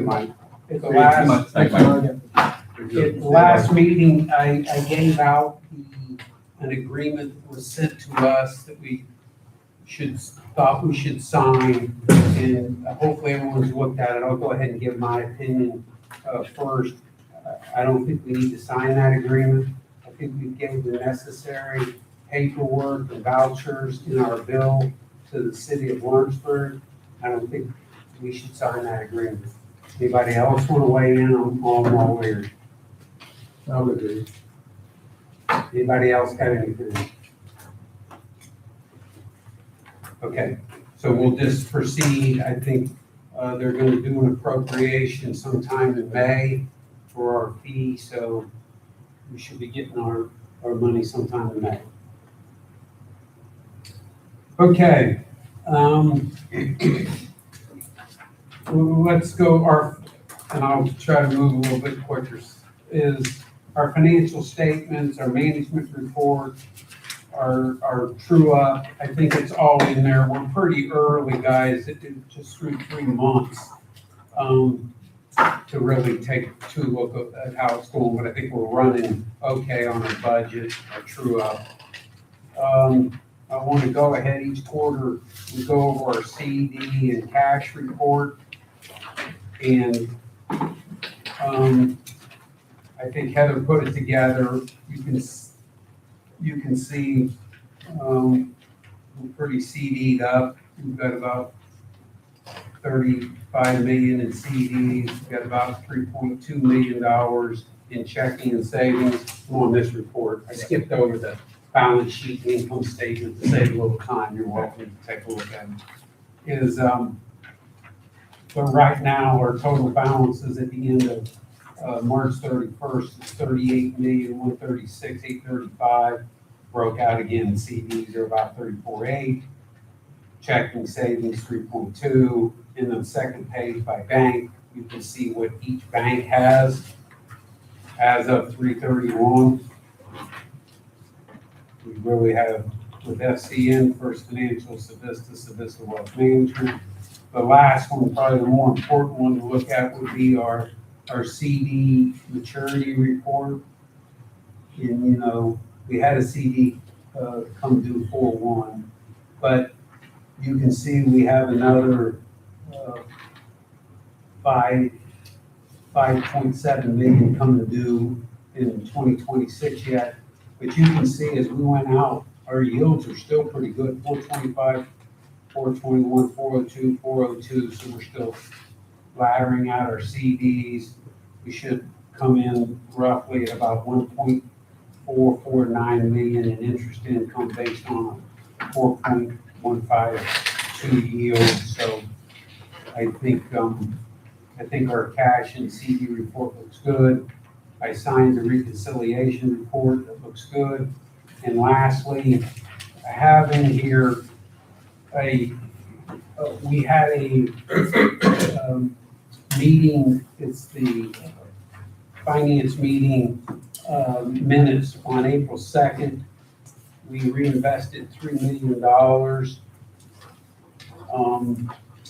And we awarded the $3 million to FCN at 4.1% for 5 years. Andy and Greg and myself did that, so we laddered it out to 5 years and got over 4%. If anyone's got any questions, otherwise, Greg, you want to make a motion to approve those minutes? Yeah, I'll make the motion. Second. Andy's got a second. All in favor? Okay, so that was a good rate. One thing I do, and Heather had in her engagement through Reedy, and we've been trying to Heather's been paying closer attention to the Reedy bill, but we're pretty early in, but we spent about $13,245 in 3 months on accounting and bookkeeping services. And we spent about $5,000 in their review of review and prep, would you say, Heather, the AFR? Yeah, they prepared the but not the AFR, but the financial plan that provides the input to the AFR. You did I did the AFR. So they prepared the papers. They did do the financial plan. Okay. So I think we're running okay on that. I'll move to personnel and I got Randy's name on it, but we didn't get, Randy's been working on it. Yeah, but we just didn't get to the handbook. I know Dave's probably ahead of us on the handbook. He's read the handbook and made some changes, and I need to catch up with him. So we're gonna table that handbook, keep putting it on there, Heather, and remind me, and we'll try to get it done. The personnel committee will try to get that done for next month. That's all I had. Anybody else got anything? Just a quick note, I just want to inform the board before we go into next meeting. I just had a chance to review the signed ordinances, and so the Greendale has a schedule of fees on it. The Lawrenceburg ordinance, I don't see schedule of fees. It basically does exactly as Paul stated for Lawrenceburg. So what we're going to do is adopt what Lawrenceburg, same language, we'll slap it onto the Greendale. So just get an update.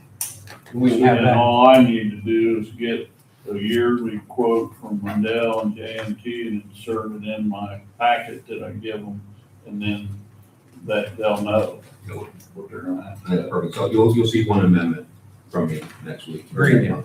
Yep. With that, unless someone's got something else, I adjourn the meeting.